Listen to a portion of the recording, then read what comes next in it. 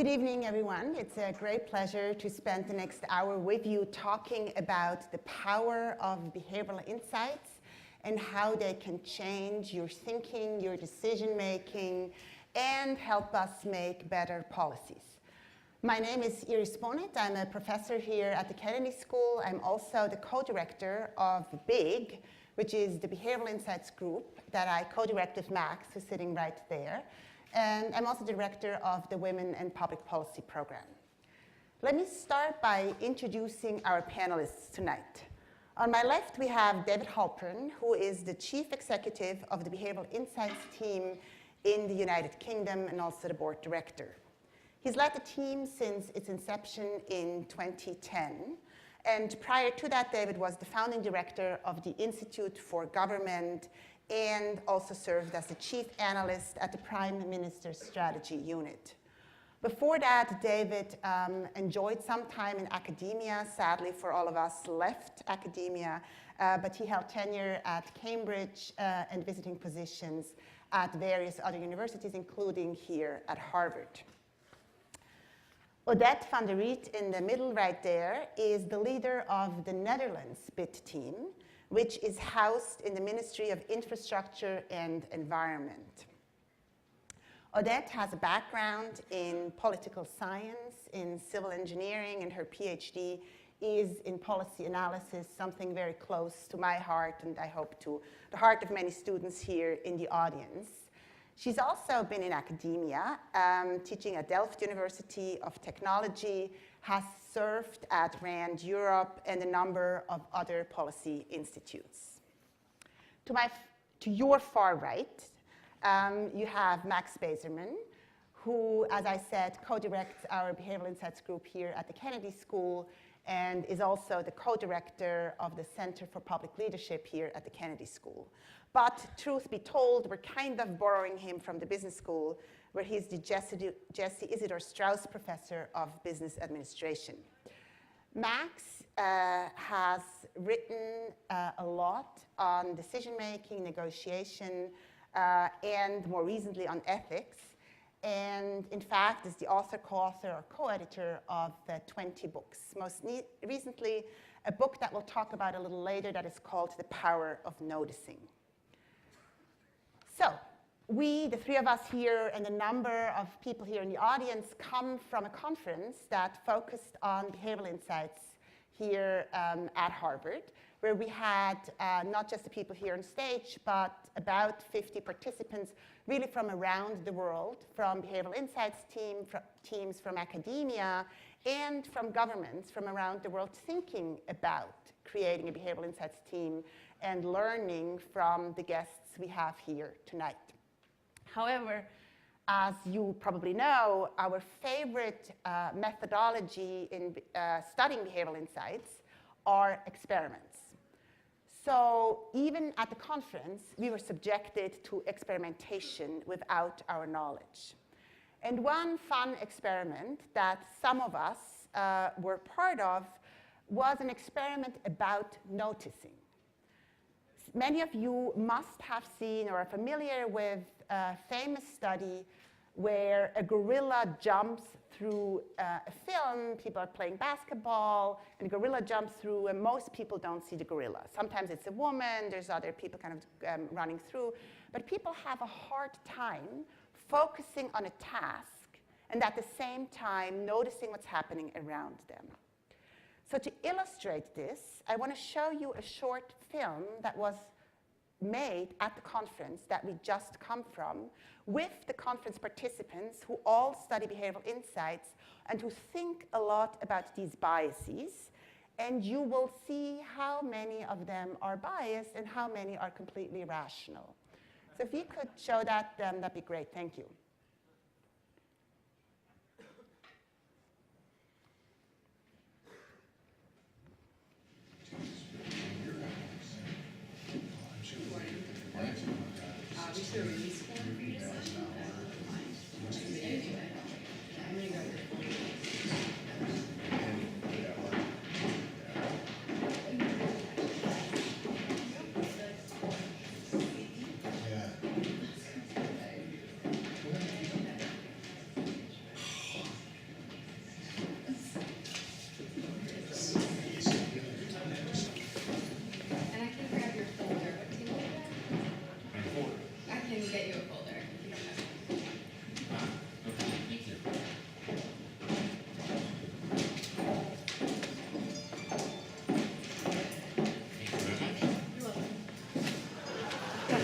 I do. You just grab your folder and you can sign a video release form.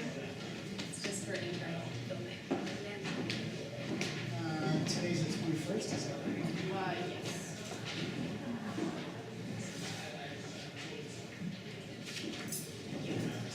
Thank you very much.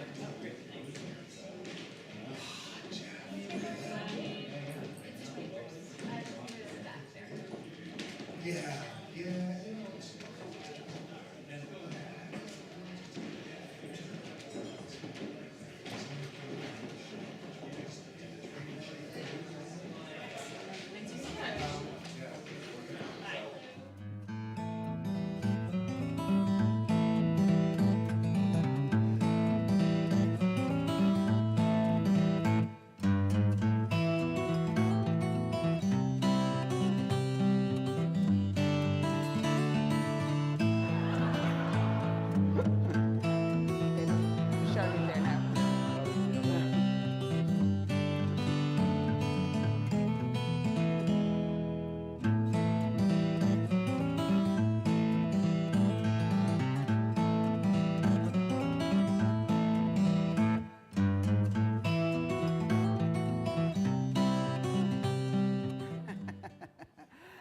So those of you who are studying at Harvard might have recognized some of your faculty members, so please keep that a secret.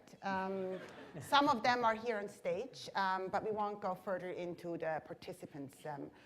But in any case, it obviously is hard to notice. And it's not actually true that the failure rate was 100%, but some people did come up to the organizers over lunch and said, "There's something, wasn't that something strange happened over lunch?" And so some very few people noticed. But Max, did you notice? I think they saw I did not notice. So you're not one of the ones who talked with the organizer over lunch? Absolutely not. I did not notice. I didn't come close to noticing, and I bet they could pull that on me again. So Max, writing a book on noticing is not really a self-help strategy. It was a self-help strategy. It didn't work. Tell us more about your book. Why is it so hard to notice? What is going on in our minds that this is so hard to do? So I think that most of us have been rewarded for being focused, and that certainly includes me. And the book is really about the fact that leaders need to not only focus, but occasionally pick up their head and notice other information around them. Now, I could come up with defensive reasons why I didn't notice here, but I think the critical issue is to realize the magnitude by which people don't notice information that would surprise them, and figure out how are we going to notice when there's interesting opportunities. You're soon going to be talking to experts on the world of noticing what's wrong in government and figuring out how to create interventions to make things better. And that process really has to start by noticing that there's a missed opportunity, that things could be a lot better than they are, rather than just assuming the way the government works is fixed.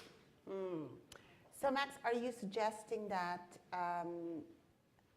we can teach people to notice? Yeah. Or we can? Yeah, there's a J-term course about that very topic. Yeah. Yeah.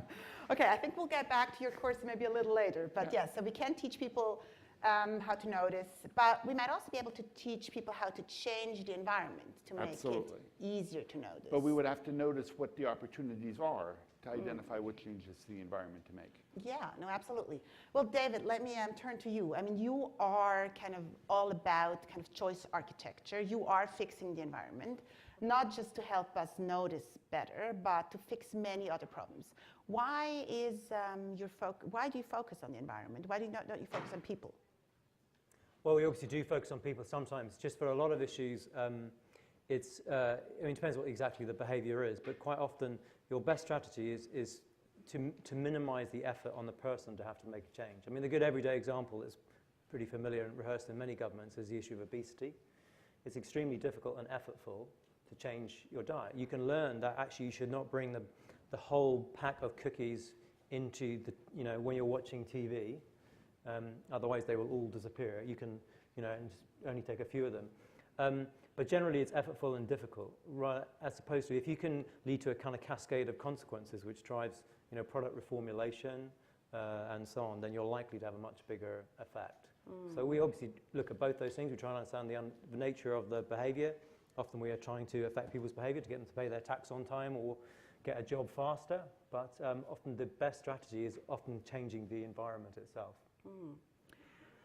Odette, tell us a bit more about how you do that in the Netherlands. So clearly the Netherlands recently introduced a behavioral insights unit, which is very, very exciting. What are some of the questions that you want to tackle?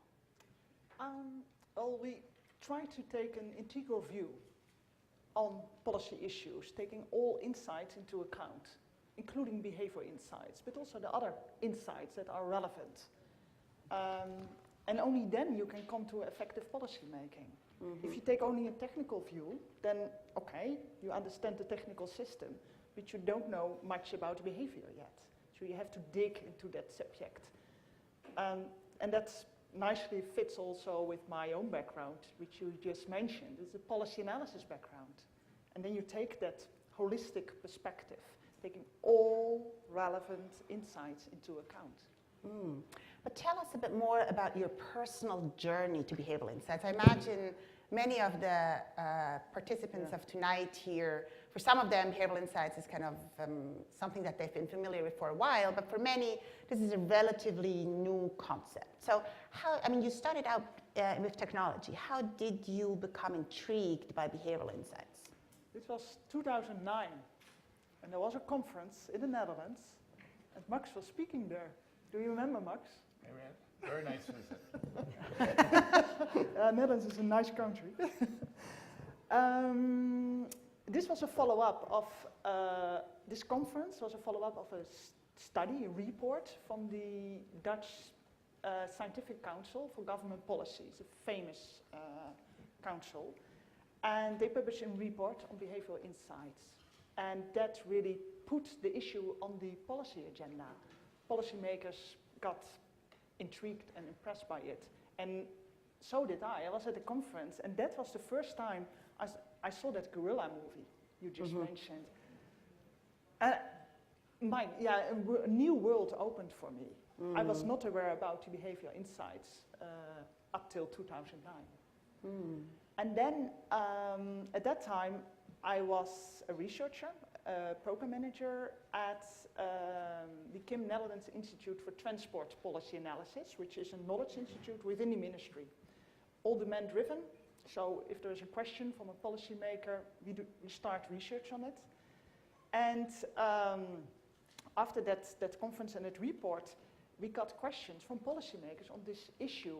And then we got the opportunity, all demand-driven, to write a report on that synthesizes all the behavioral insights that existed and present them in a coherent way so that policymakers could deal with it. And this was a great journey of exploration. This study took 2 years, it took a bit long, but it was great, it was fun, and it was, real. This was my journey. A long answer, but it was also a long journey. Yeah, so it sounds like kind of a combination of personal experience, good evidence, good illustrations of some of the things that are happening that seem to have affected you. I mean, David, you're kind of Mr. Behavioral Insights, of course. You've been doing this for such a long time with such great impact, but have you always cared about how our minds work, or have you always thought that there was a lot of promise in better understanding how our minds work and therefore shaping our environments differently? Yeah, curiously, actually, I can remember, I think I was 13 or 14, and I found it, I was in this is a long time ago, and I found it, there was a second-hand bookstore I used to go sometimes, and there was, it must have been one of the first editions of David Meyer's book on social psych, know how many of you would have read that? Anyway, because I was doing, physics or whatever, I was like, oh my God, this is so cool. Like, it was just amazingly interesting. I think it's for everybody, it's amazingly interesting. Those fantastic, classic, mainly North American social psychology experiments, right? Unfortunately, it then took me a while to realize that it could be a legitimate form of study as opposed to go to Cambridge and do physics and maths, and then realize actually at some point, oh my God, actually, you could study something which you think is really interesting, as opposed to, I'm sorry, we need a lot more physicists in the world and all that. So yes, I have obviously been interested, and I was taught it at Cambridge and so on subsequently, but I think one of the interesting puzzles is why it's taken government so long in many places to realize that this body of extraordinarily interesting knowledge about human beings, that this might actually be relevant to people who are trying to make decisions about government and policy and affect behavior. In fact, even today in the conference we were at, we had a good example from another government of somebody who's a very senior figure who literally lived that parallel existence, aware of the literature and doing a day job, and particularly economics, and it hadn't come together somehow. And I think that's kind of fascinating that it's taken so long. So I want to revisit that point a little later on, but before I go there, let me also ask Max about his journey, because you've been a leading scholar on behavioral insights for so long and have nurtured the field and really created the field. But how did you find this as a home? So that's kind. So lots of people over the last few decades have cataloged the predictable and systematic ways in which even smart people make mistakes on a regular basis. In this area of behavioral decision research, now more commonly called behavioral economics, really grew up with the idea if we could figure out what people do wrong, we could fix intuition. And so we tried to fix intuition, and there was lots of research on that topic, virtually all of which was a complete and dismal failure. So we knew what the problems were, but we didn't know how to fix it. And W.C. Fields once said, if at first you don't succeed, try again, then quit. No use being a damn fool about it. And that's kind of the history of this area of research. It took a while, but really in the last decade, the field switched in terms of the prescriptive side from fixing intuition to identifying how do we encourage people to switch from system one or intuitive processes to system two or more deliberative processes for important decisions, and how can leaders use our knowledge of how people make decisions to change the structure to lead more people to more good decisions more of the time. And this whole area of behavioral insights is about how do leaders use the tools of understanding how to change the environment that incorporate the way intuition works and use our understanding to create better decisions. So for me, it's kind of following how the field has moved in terms of what we can do about this topic that I've been studying for a long time. So thank you. So clearly, I think you're probably getting a sense that we're at a very interesting moment kind of for the field and for the world of practice, where many of us are excited about the potential that we might not have felt 10 years ago. And that potential comes from making it easy for people like you and me and everyone in the film, despite our biases and despite how our minds work, to get things right. But of course, the art and craft of doing this is insights into, so what do you do with the environment? How do you change it? How do you make it easy for our minds? So David, tell us more about that. I mean, you've run so many studies, so many trials, so many experiments in very different domains, helping people find work, helping taxpayers pay their taxes. I mean, that's a big help for them. But many other good things. Tell us about how do you find the problems and how do you go about knowing what to change in the environment? Right, so the work in the last few years, essentially it's two main levels on which it operates. On the one hand, we do quite small nuts and bolts changes, some of which you touched on. And they themselves have delivered often quite powerful results, some of which you may know, so just adding an extra line onto a letter asking people to pay their tax on time, increasing repayment rates quite substantially and reducing complaints, by the way, to changing scripts in a job center, so for someone who's unemployed, to get them back to work faster. And it's also very gratifying, actually, as a policymaker, and you see these results quite fast. We also do work sometimes where you can't do a trial. You have to make a decision, and in which case you're trying to think, rather like Odette was saying, that You're trying to bring to bear all the relevant information, including the behavioural aspects, in order to make a better policy judgment. I mean, how do we go about it? Well, first of all, for us, of course, what's the priority issues for the Prime Minister or the government of the day? But, so is it a big issue? Also, is it a substantive issue in the sense that, like, how important will it be? If you can even move, smoking quit rates a very small amount, it's going to be very impactful, right? So you should spend time on it. We also, certainly in the early days, we looked at issues where we thought there was good evidence already for it being effective, not least often in North America, and we felt it could be transferable. So a series of different factors in terms of political interest, likely impact, scale of impact, as well as do we think it would be efficacious in a given case, and then both in terms of micro examples and then macro. The only other thing I would just say, which I think many people find in the practitioner world, is that do you have a cooperative partner? Even if you're coming from Downing Street, actually, it doesn't necessarily mean that a department is going to do shock horror. I think it may be true in the White House, will necessarily cooperate. So you're also looking, given there are so many issues you can apply it for, where is the one where the door, when you push it, is opening? And so that's actually also, in practical terms, a relevant constraint. So, but I'm an economist by training. It sounds like what economists have been trying to do, at least for a very long time, but only, I think you're using different instruments, don't you? Why don't you just rely on incentives or information or regulation or laws? I mean, we have lots of instruments at our disposal, but it strikes me that including an additional sentence on the letter might be a slightly different intervention than an incentive. So what's really, of course, partly the answer is we'll use any tool we think might be effective, including incentives, although sometimes it can be more effective. But look, a fairly well studied example now across the world is changing defaults on pensions, where the conventional policy tool is to use tax subsidy. And we spend very substantial sums in the range, not far off $50 billion odd in the UK, and tax subsidies to encourage people to save more. If we take Raj Chetty's work, say here in Harvard, we can use that to get estimates of what is the effectiveness of it. And it's about 6 cents in the dollar, 6 to 10 cents, right? That's a lot of money to spend for not very much extra saving. In contrast, 2 years ago, we changed the defaults to, it's an opt-out instead of an opt-in, rather like 401, although we've done it at a national level. Millions more people are saving. What is the rate amongst those eligible? It's 91% are staying in. It's not just that it's actually more effective, it is clearly phenomenally more effective. It's also much more cost effective too. So it's a good example. So that's a big example. Sometimes you see micro examples. I'll give you one more. It's an interesting one, I think.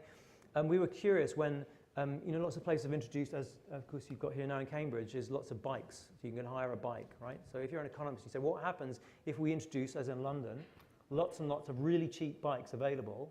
What should that do to bike sales, right? An economist around, it's not difficult to work out. Lots of cheap. Well, as opposed to what's the prediction from a kind of behavioural economic perspective. So, what just happened is the bike sales go down, no, they go up. They go up quite markedly. Right? Well, it's just social proof, etc. So it's particularly where you're getting these variations, and there are lots of government policies, you'll be amazed to hear, that actually don't work very well. And that's a pretty good place to start, to try, why is this not very effective? What else is happening here? And even it turns out, some quite prosaic details were traditionally been regarded. Like how complicated is the form, or can anybody actually understand what they're being asked? Turn out to be incredibly consequential. And in fact, for example, in general, we are neglectful of frictional effects and forces.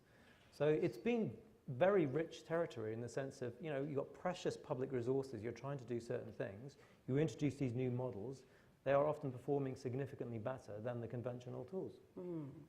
So we clearly have to revisit your earlier point of why it's so hard for governments to adopt these things, because it sounds like they are cheap and they are effective. So why are we not all doing them? So that's something that I think you all should think about and we should come back to. But before I do that, let me ask Odette about something that I know you've been working on, Odette, and that's kind of the power of social norms or of what the majority is doing. And I think the bike example might be one of them. If everyone is biking and you're the only one not biking, you're starting to feel like an outsider. How has that affected your thinking in terms of designing policies in the Netherlands? Social proof is a very powerful one. It's often used, for instance, in waste disposal, avoiding that litter is thrown on the street instead of in the container. And in the Netherlands, a couple of years ago, we had a very nice experiment called peak hour avoidance, in Dutch spitsmijden. For, I don't know, are there any Dutch people around? Yeah, two, wow. Spitsmijden Brabant. Peak hour avoidance between two cities in the south of the Netherlands, Den Bosch and Eindhoven. And people got a financial reward if they avoided rush hour. But some of the participants were challenged to submit a personal peak avoidance plan. So they wrote down, you know, how to avoid the peak, the rush hour. And then they submitted the plan to the organization. And then during the experiment, they got feedback on their own travel behavior, but not only on their own travel behavior, also on the travel behavior of others. And I mentioned also that example yesterday, like Mr. Jansen's common name in the Netherlands, received feedback like, your score is 6.5% less than average. And then I got the feedback from the audience, well, Americans want to be winners. Well, in the Netherlands, we want to be on average. So being less than average, okay, then the people start voting. But of course, in the Netherlands, we also have people who want to be the winner, so they want to have the highest score. But at least there is social proof, there's competition, and etc. It worked. And the group that had to deliver, that submitted their personal avoidance plan and got that feedback, etc. Their peak hour avoidance was 27% higher than the other group, which got only the financial award. So you see here the power of the social proof. And another one I also told at the conference was at the Port of Rotterdam. Shall I also tell that one? It's a You nice go one. ahead. That's Yeah. a good one. That's a good one. Yeah, it's so lively, because this was a bit abstract. This is very lively. Port of Rotterdam. I had a photo of dock workers with tattoos on their arms, sitting proud on their electric scooter. Together, all those electric scooters and all those dock workers. And how did they manage it? Well, first of all, there was a financial incentive to buy an electric scooter, but on top of that, they got Lee Towers, for the two Dutch people, famous, a popular Dutch singer, and he promoted the electric scooter and said, you know, nice thing, etc. And then the first one bought that electric scooter, and the others followed. And yeah, there's also a Dutch saying around it: if one sheep crosses the dam, the others follow, and that's what happened. And it's great, this picture, you know, with the tattooed dock workers, you know, proud on their electric scooter. Social proof. Yeah, Well, social thank you. norm. I think we're all building kind of our arsenal of what kind of things could we all kind of incorporate in our own lives. And so far, I think we've heard the power of defaults, that they're really, really important, and we're kind of lazy and tend to stick with the things that we do now, kind of status quo bias, we sometimes call this. We've also heard some about the power of social norms, which have really been shown in many, many different domains, but also role models. And some of them might feel not so surprising to you. I mean, like, why didn't we think about that earlier? I mean, how hard is it to know that people kind of go with the herd, or that people care about some role models and might copy them? So Max, tell us a bit more about your work on ethics. You chose a hard topic, where I'm not sure my intuition would always be right, but what kind of interventions can we use to make people more honest? We want to start with simple ones that are likely to work. So the bit unit, Michael Sanders is over there, and he's involved in a couple of experiments where the intervention is to change the signature from the bottom to the top. So we have lab-based results, colleagues at Harvard and elsewhere, that when people fill out forms, if they have an incentive to lie, many people lie by a little bit. Typically on the ambiguous issues of sort of how many puzzles did you solve, and the ones people almost solve, they kind of take credit for. So when we give them an opportunity to cheat, they do. In our experiment, people fill out a form and then they sign in at the bottom. And most of you, when you've signed a form saying, I told you the truth, you signed it at the bottom. And that's different than when you're in a court of law in the US where you say, I'm about to tell the truth, the whole truth, and nothing but the truth, and you say it in advance. So what we've shown repeatedly is that if you take the signature from the bottom saying, I told you the truth, and you put it at the top and say, I'm about to tell you the truth, cheating doesn't disappear, but it drops in half. And we have the same results on an insurance study where people are reporting the odometer reading on their car. And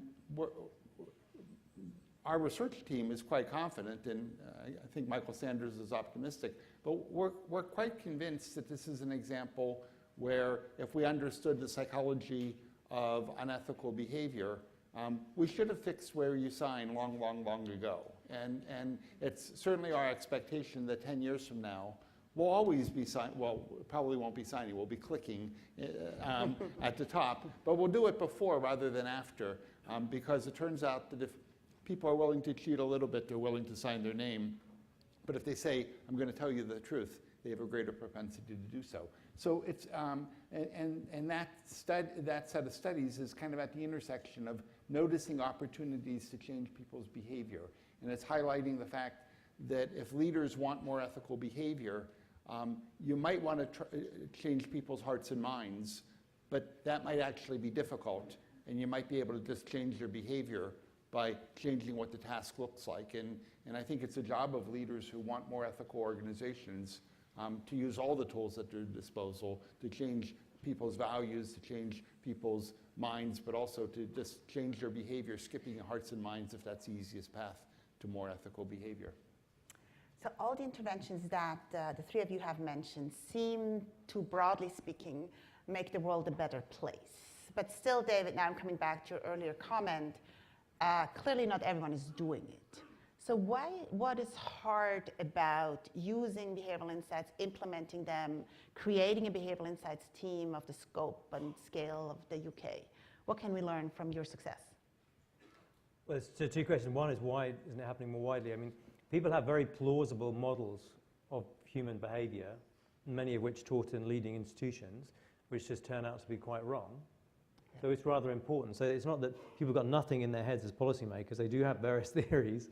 So they just often, indeed in our everyday life, we're often wrong about them. So that creates a strong fixation and anchoring to where we started. We see that in professional practice too, right? It takes a very long time for new practices to diffuse in terms of what's more effective versus less effective practice.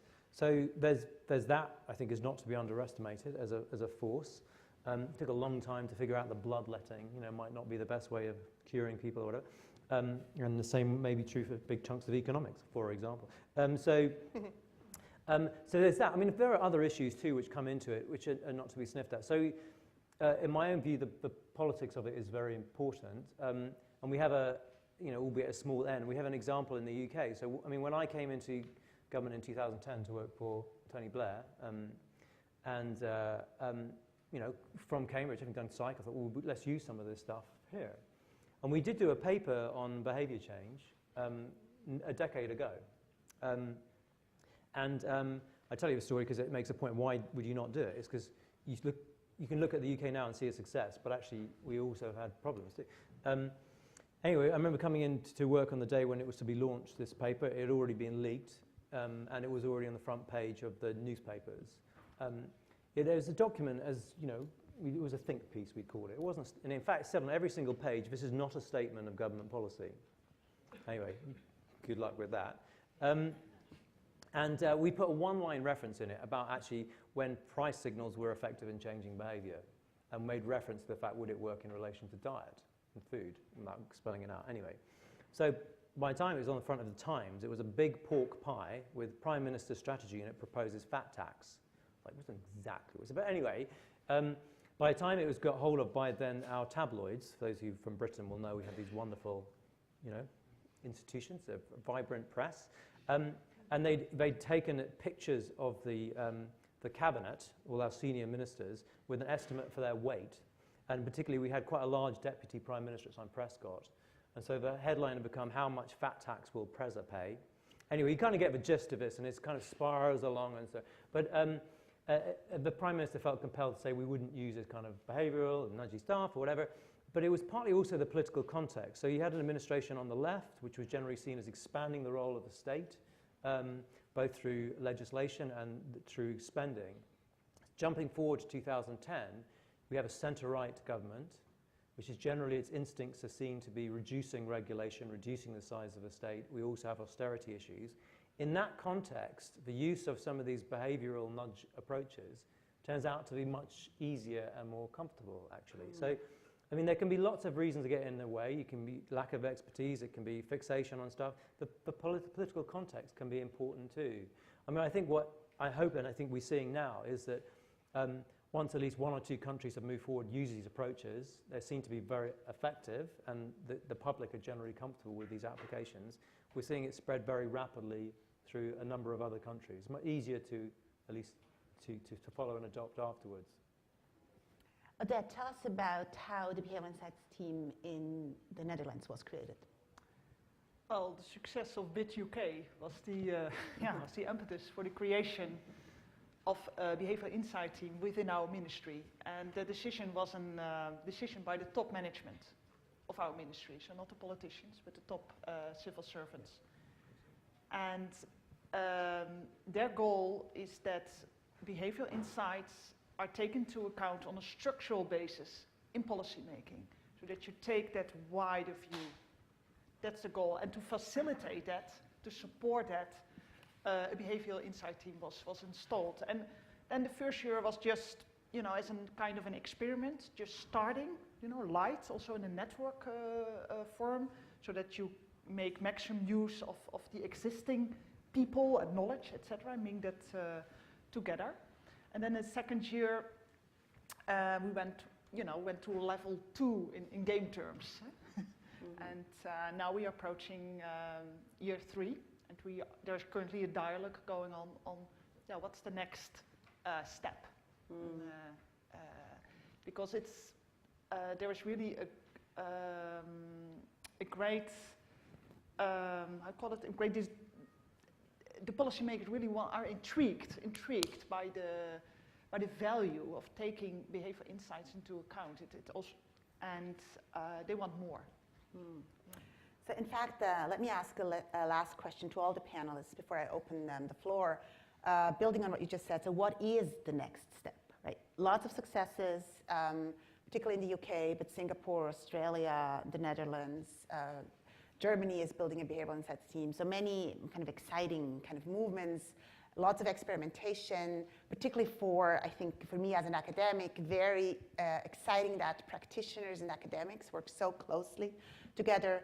But what's the next frontier? What are the challenges and how can we overcome them, or how can we grow this? Or what are you all thinking about kind of the next chapter? Max? So there's this enormous question of generalizability, because we have so many success stories from the BIT unit in the UK. So a fundamental question is, how much of this can we just import throughout the world? And my best guess is an awful lot of it. So if we go back to laboratory research, there was an awful lot of laboratory research done with college undergraduates, and sort of decades later, it turns out that it generalized to real-world behavior just fine. And I think that that's because Harvard undergraduates are people too.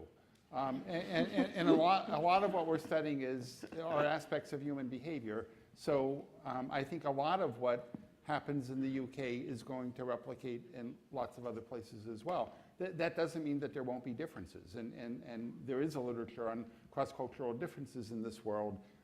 So I think that we're going to observe those. I think we're going to learn more about what are the patterns where we need to be culturally sensitive, and what are the opportunities where we can just sort of adapt the amazing research that exists on defaults and social norms, et cetera, et cetera. What's a laundry list of stuff that there's just no reason not to move fast on generalizing to other countries, and where do we need to learn to be culturally sensitive? We'll also see a literature develop just predicting what kind of nudges are most likely to be effective. So right now, the scientific use is still an art form on the front end of which topics do we go after, and I think that we'll see more systematic study of that over the upcoming years. Let me ask you kind of a short follow-up question. Do you think leaders will use this or will find this a useful tool to become more effective as leaders? Yes, as our students get older. As you know, Iris, you and I are guilty of starting this entity called the Behavioral Insights Group a year and a half ago. And what we're guilty of is that we created a research unit, and we thought about the faculty, the 25 faculty members around campus who do field experiments for the public good. And it was after we had launched this entity that students started to show up, Robert Reynolds repeatedly, but other students as well, saying, but what are you doing about students? And I said, what students? And it quickly became clear that Behavioral Insights and the work of David Halpern and Thaler and Sunstein's book Nudge and Kahneman's Thinking Fast and Slow had permeated the culture of the Harvard Kennedy School to a degree that I certainly had no idea existed. And so the teaching side is a wonderful opportunity and challenge that we just didn't see coming, certainly this quickly. So I think that as the people who are getting master's degrees at the Harvard Kennedy School now end up in positions of leadership, I think that this will permeate along with it. Certainly there are people who are older than our students who will sort of pick up on the theme, and we see a lot of that occurring as we go. But it's always the next generation that's easiest to sell on innovative ideas. Thank you. Odette, where do you see us going? Well, many ways. But one challenge is, of course, to break the routines in policy making, so that time and resources are built in the policy making process to do proper analysis, to do proper evaluation. That's an investment, and there is a high return on investment. It pays off, later on, but it's a pre-investment. And policymakers are also human beings, and human beings tend to jump to conclusions, and you have to break that routine, and that's a challenge. It's a challenge. Yeah. David, what are your last words of wisdom for us, our panel here? Where are we going? Look, we're going to see spreading, deepening, and actually the other area which we haven't talked about is democratizing, actually, I think, which is worth thinking about. Max has talked about the spreading. I mean, we're seeing this moving across the world. I mean, we ourselves now help many other governments. There's at least a dozen, I think, we're probably working with at the moment, which is great.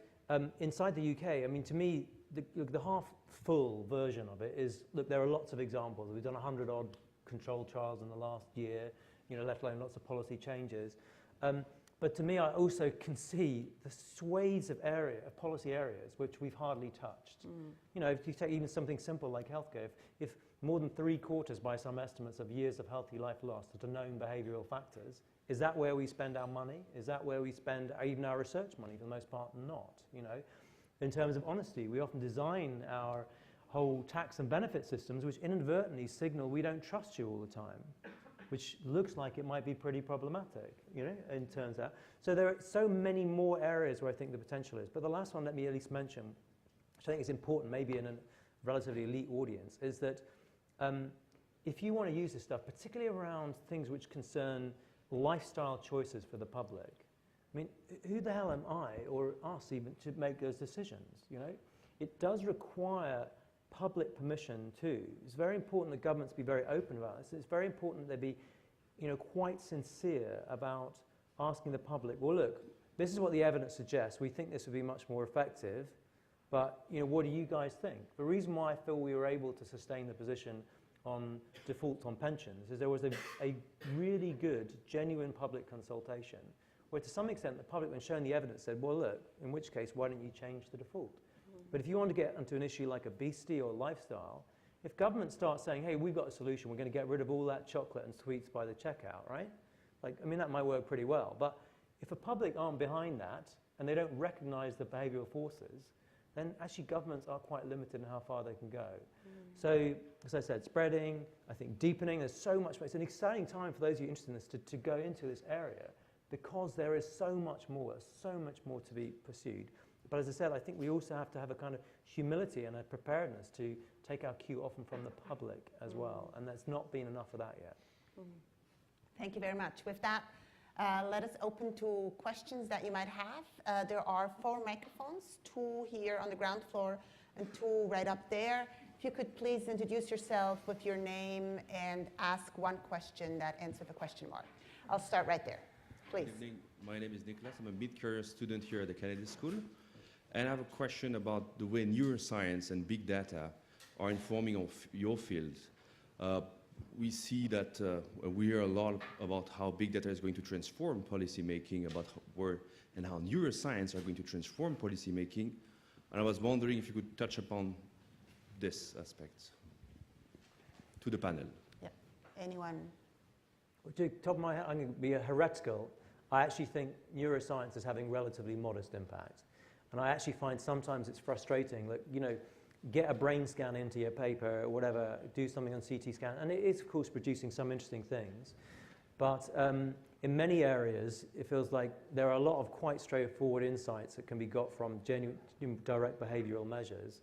I actually find it slightly frustrating sometimes in terms of the sheer amount of research that's going into certain kinds of neuroscience as opposed to, you know, actually in real-world contexts to try and see some behavioral effects. You also mentioned about data, however, where I think that's a slightly different story. The ability to get, without a much lower cost, to be able to do trials, to test out things, to, of course, segment and work out, well, what works for who, raising the possibility of personalized defaults and so on, is incredibly powerful. And so if you like, my challenge back to you would be, if I would be quite like to take a bit of that resource from neuroscience and apply it actually in some slightly more prosaic ways around behavior change, including some big data sets in more everyday life. That's only my own view. So I agree with David currently. So I don't get much insight out of neuroscience about what interventions I think would be most useful. On the other hand, I'm a little bit, I feel like I don't know the area well enough. And I remember 30 years ago when sort of more of a cognitive revolution was occurring rather than a neuro revolution, and people who did social science in less cognitive ways were very suspicious about cognitive methods. So my reaction is we need to wait, and it's clear that neuroscience is an enormous basic field, and whether or not it produces results that dramatically change professional context, I think, is up for grabs. Big data is, I think, a very different issue. The number of young colleagues I have who find ways of doing the kind of work we're talking about, but in ways that I just wouldn't imagine on my own, I find astonishing. So my colleague at HBS, Mike Luca, sort of figured out that most cities are inspecting health departments in a very strange way, are inspecting restaurants in a very strange way, kind of randomly, when he noted that if you send robots into Yelp overnight, you can find that customers will tell you where all the dirty restaurants are, and there's no reason to do a random search when the data already exists on Yelp. I mean, sort of, that's just a big data solution that nobody my age would have ever thought of before. And so I think that there's amazing things happening with big data, but I think you should ask people kind of under 35 what those things are. Thank you. Please. Yeah, thank you for all of your comments in the talk so far. I thought this was really good. My name is Nicholas Bergfeld. I'm a joint policy and medical student. And my question has to do with the fact that, you know, BIT and the projects that you guys are doing right now, I love a lot because you guys are the good guys, because I trust your ethics and I trust your morality. I think you're doing the right things. But in terms of mass manipulation of individuals and people, you know, there's been a long history of that throughout human history, right? I mean, to me, when I think about, say, Nazi Germany, there's so many examples of psychology that were, or ways that things were being incorporated in policies that effectively were not necessarily for good purposes, right? So, I mean, for example, individuals who were going into concentration camps were told, write your name on your luggage so that whenever you come back to get your luggage later, you'll know where it is. Because they found that if they had people do that, they would stay in the lines better, and they would actually go through faster, and they wouldn't complain as much because, oh, they thought there's something I could ground myself towards. And so I wonder, what are sort of specific things in your mind or recommendations in order to sort of like make sure that those types of things don't happen again? Thank you. Big question. Who would like to take a stab at it? It's a very profound, sad example, isn't it? Look, I mean, remember, it's true for most forms of knowledge, right? I mean, governments can be abusive in it, and we need to make sure there are a lot of other things that get thought about in this institution that are important about well-functioning government and accountability. I mean, as I've already mentioned, I actually think for lots of reasons, including that, but also just in terms of efficacy, one of the things that needs to happen is that if governments want to use these approaches, they need to be very open about it. They often need permission from the public to enhance it, to use these types of approach. And I think that's, sort of deeply true. Maybe I'll just leave it at that. I think that's, yeah. So some people claim that private corporations have long used these strategies to sell useless and dangerous products to an unsuspecting consumer. And if that might be true, the question is that people who have a mind of the public good at heart, do you want them to start using these tools as well? For me, the Nazi example feels a little bit overboard, and yeah, okay. It wasn't a complaint. Just my reaction is it's overboard, in the sense that obviously we don't want something like that to happen again. But I don't have any reason to believe that behavioral insights are going to increase the likelihood of something terrible happening again. I've taught negotiations most of my career, and like most of the negotiation teachers that you've had at Harvard, we tend to focus more on value creation rather than value claiming, but we certainly cover the board. And I have no doubt that my teaching on negotiations can be used for bad. But if I think that the weight of the information is much more likely to be used for the good than for the bad, then I want to take that risk. That's kind of the business that we're in. And going to the extreme, sort of bad guys knowing how to do arithmetic well helps them do bad, but we're not going to stop teaching arithmetic. And to build on it, in the Netherlands, recently a report came out, and the main message is the ethical issue is crucial. And that actually holds for all policy making. And with nudges, you have to be very careful. But it holds for all policy making. I'm going to add a very small footnote that I always use when I teach decision making here at the Kennedy School. And that is that nudges when you think about going from A to B, nudges cannot be about defining B. They have to be about how to get from A to B. B has to be defined by some other process, and I think David has talked about that, has to be defined by some democratic process of what B should be, and then nudges are an instrument to make sure we get from A to B more effectively. Sorry, I'm the moderator, so I'll hold back on my own comments. Just one tiny thing to add on this is just to say, I mean, obviously, as you say, we take our instructions essentially from democratically elected figures, and there have been times when we've worked out something which we are really sure will be highly effective as a nudge, and an elected minister said, no, actually, we don't want to do that. We think for some reason, maybe ethical, or we were worried about public reaction, we don't want to do that. So, we've got to have those pieces in place, right? Absolutely. Yeah, maybe also now sometimes policies are developed and people are not aware that there are nudges in that policy. Not on purpose, not with intention, but are in it. Yeah. So that's why it's so crucial to take the ethical aspect into account in all policy making, and also be aware about intentional, unintentional nudges. Always. It's a crucial issue. Thank you. But always. Thank you. Please. Absolutely. So just like Nick, I'm also a medical student slash Kennedy School student here, my 5th year. David, you talked about spreading and deepening, moving forward, and sort of that being the next phase. And I think, there's a contingency of us here from the medical schools who are thinking that this is going to revolutionize the way that we treat patients. It's going to revolutionize the way we do healthcare. And we're sort of the ones that are sort of carrying the flag, trying to figure out how we can bring this to medicine. What are the applications? 2 questions there. The first, what things are you guys most excited about at the intersection of sort of behavioral science and healthcare? And then the second, what sort of insights or advice would you have for us as we move into sort of bring this field of knowledge to our field of knowledge and hope to kind of marry the two? Shall I start? I mean, look, I think I agree with you. I mean, I already touched on the issue of public health. And I think one of the great challenges, look, you presumably went into the profession because you want to heal and you want to, like, if you're standing back from what are the things that you can do.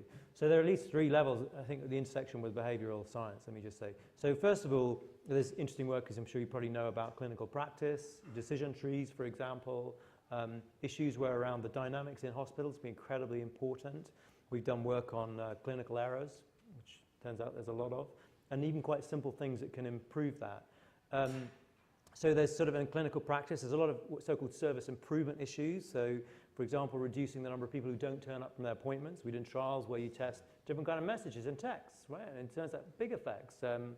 So if you say, in the British system, remember, it's states all paid for. But, so it's one that says, please turn up because it costs a lot of money if you don't. Doesn't really do very much. If you say, please turn up because it costs this much, you're not paying for it, drops the don't attend rate by about 25% plus, right? So like very small details like that in terms of could be very powerful. But the biggest push is surely around going upstream to the drivers.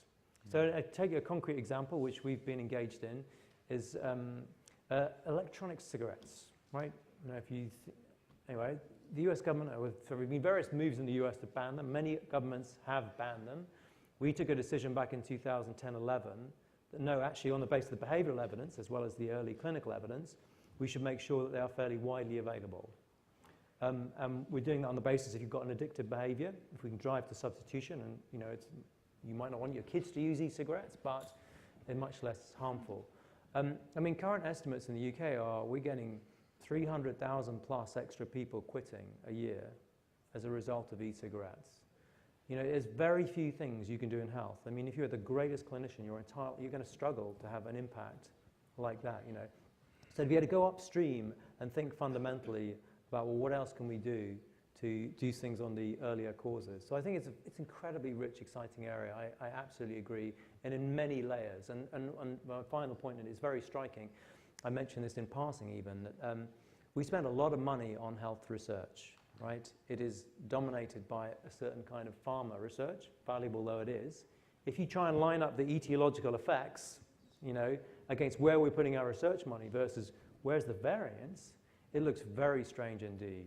So I think in that sense, I hope we'll see a revolution, even just to move a bit in the direction of thinking about the underlying behavioral causes.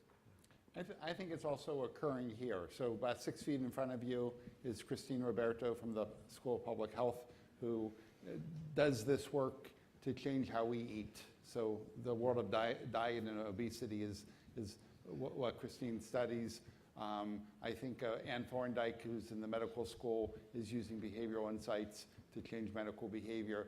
I also think of other people who I don't think of as part of the BIT unit, but are working with these concepts. I think of Jerry Avorn, who basically is trying to counteract the fact that doctors pay attention to pharmaceutical reps without realizing that they're doing so by providing an alternative to getting your advice from a pharmaceutical rep, but rather having what Avorn calls an academic rep, as somebody who represents the state of science to tell doctors what drugs to prescribe. So that work is countering a bias that we know exists and is enormously powerful, and docs kind of aren't aware of that. I think that I think one of the amazing effects in the medical world is the degree to which docs have self-serving biases, and I mean psychological rather than financial. That is, that surgeons believe they should operate, and people who have a particular technique believe that that's the right technique. And so there's an awful lot of people getting the wrong treatment. And we know more about that from the decision sciences than we probably do from medicine. And I think that kind of meeting is going to happen over the upcoming years. Thank you. We have time for 2 more questions, and we'll go back up there. Hi, good evening. Thank you all for being here tonight. My name is Manur Khan, and I'm a sophomore at the college. There was a study published in 2013 by the British Behavioural Analysis Unit on organ donation, and they talked about how if you made small changes to the government website, more people signed up onto the donor registry and donated to the NHS registry. But I was just wondering, in the long run, what are your thoughts on how emphasis on research like this can affect things like the electoral process and how politicians launch campaigns, just generally? Max, do you want to answer? We have a colleague who's, we have a colleague who's. So first of all, it's a wonderful study. I've seen David present it a couple of times, and he presents it in an amazing way that sets me up to make the wrong decision about predicting which treatment will work. I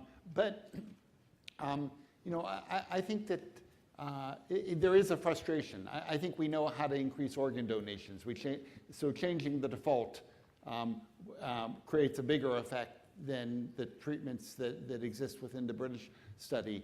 I think there's a variety of things we can do, many of which are politically unpalatable. And I think one of the good products that can come out of the behavioral insight teams that are represented by the 2 people to my right is that if we can change the public's view of how do we create the greatest good for government, it may not be in the interests of politicians to oppose wise changes because of the gory story that the opposition can present in return. So I actually think that making government work more effectively, turn to topics like the ones that you address, might be able to get rid of the politically motivated behavior that's probably killing thousands of extra Americans every year, and you can multiply it as you go across more countries.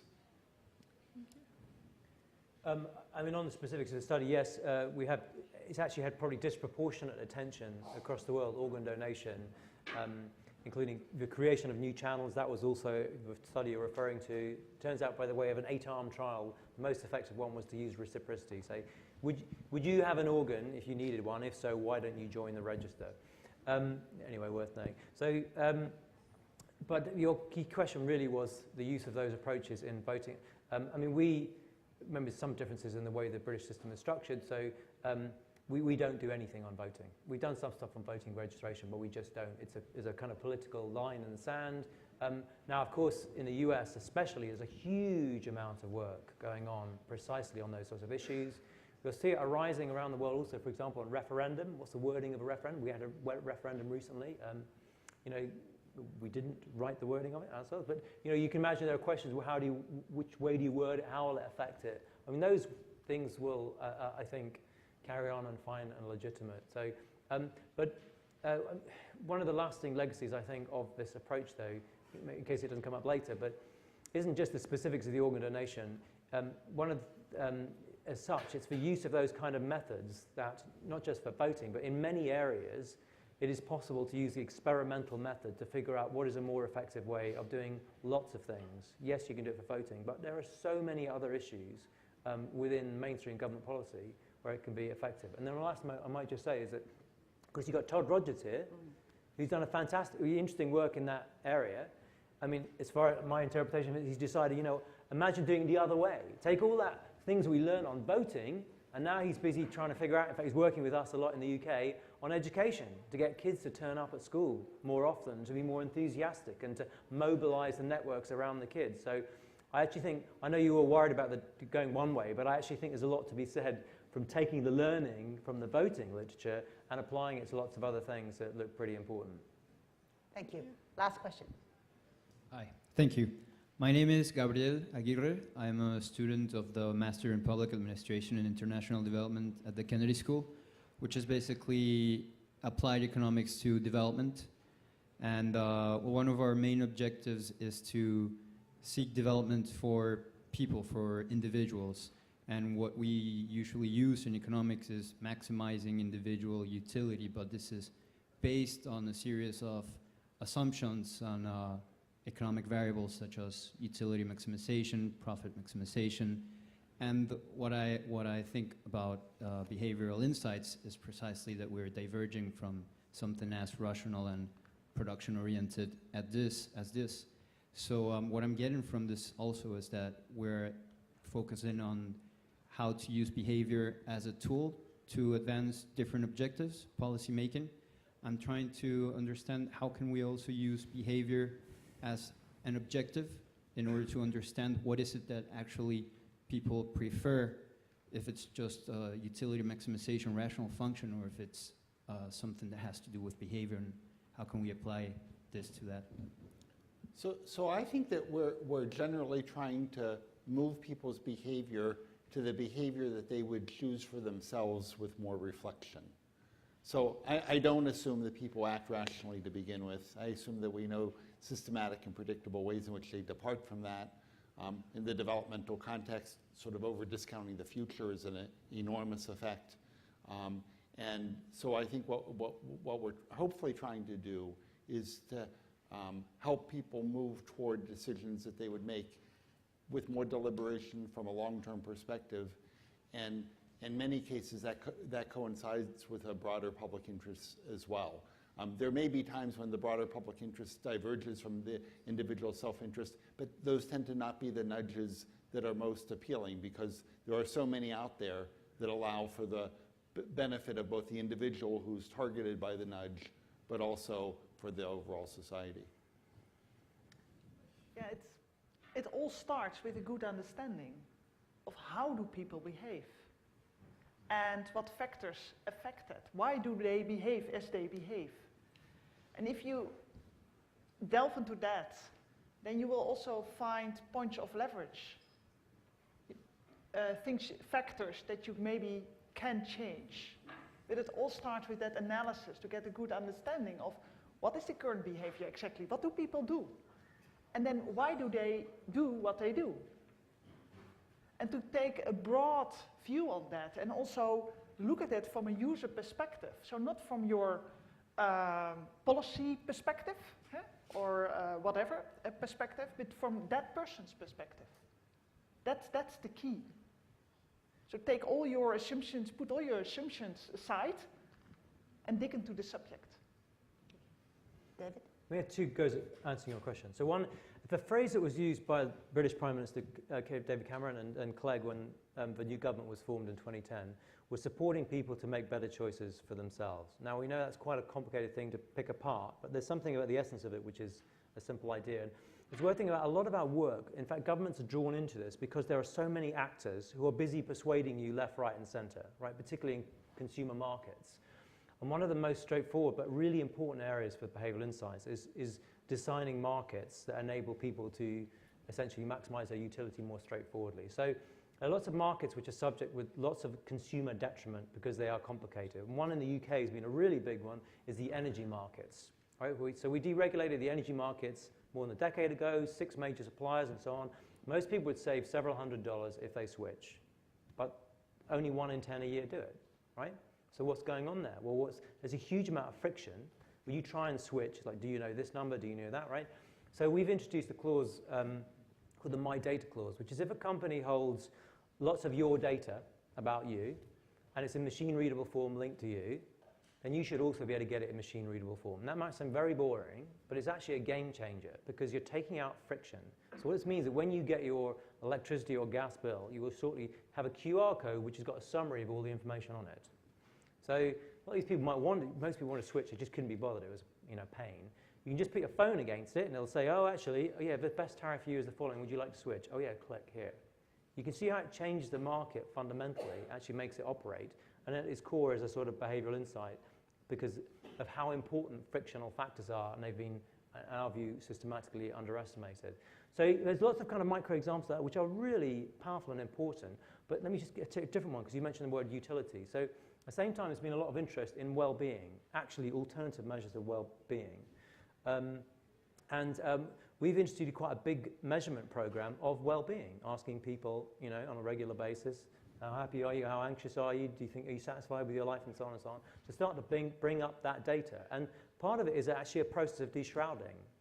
So we put up a nice graph. We're not going to tell people exactly what to do, but you know, if you're 18, you're trying to decide what to do with your life, you can easily look out, you know, what's the relative earnings in different professions. Well, now you can also look at the life satisfaction of people in different professions. In fact, we can see in the data when people switch to a profession which has got higher life satisfaction on average, theirs moves as well. So it's a way of enabling people, just de-shrouding in some ways, to make those choices more effectively. So I think as I said, it's really rich territory. Maybe my closing comment, if we're closing, is that one of the great things, of course, we've got this work we're doing, an ongoing relationship with Harvard and between BIT. We have Sloan Foundation have been supporting a lot of exchange, and one of the things we hope that is not just at top-level faculty. We have PhD students coming over on a regular basis, spend time with us, do trials, and so, you know, long may it continue. If you're interested in this stuff, you're excited to stay, let somebody know. Thank you. Any last words of wisdom? Not me. Okay. Well, Max, thank you very much for the wisdom that you all have shared with us tonight.